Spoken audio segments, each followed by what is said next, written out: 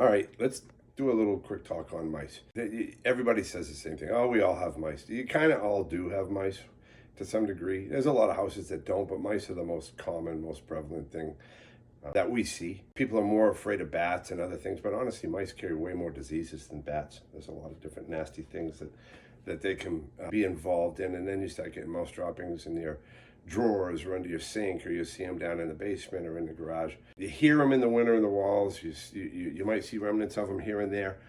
Then during the summer, people are like, oh, they're gone. Thank God that was done. Now, they might be going out more now because they can, and the ground covers clear from the snow and stuff, but they're spending the whole season bringing grass seed in and different seeds, and they're going out in the garage and taking the dog food out of the dog bowls, and they're hiding the food in the shoesy or the toes of your shoes, or they're carrying it to the walls. They will literally spend all night moving food around in your house because to them, an 1.5-inch long mouse in a 3,000 square foot house, they might be over in the east wing for a week to try the scenery over there, and then they're moving over this side, so they got to have food everywhere.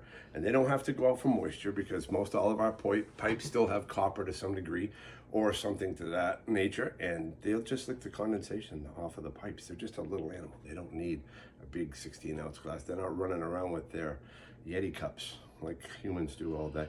So you got to be cognizant of that. It's something that you want to get on right away and mitigate and then maintain at minimum, because they follow scent trails. Once they're in, they urinate and they leave these scent trails that they can follow from A to B so they don't get lost. And then other mice can follow through the house all over these places. So, trapping methods, preventative methods, maintenance methods, these are all things that you really want to take care of because they'll chew on your wires.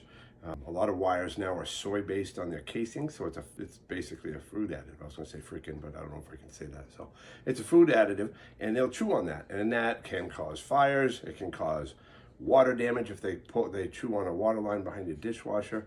And you really should pay attention to that, because if your insurance policy doesn't cover rodent damage, some of them require you to have a rider for that. It's not just a blanket coverage.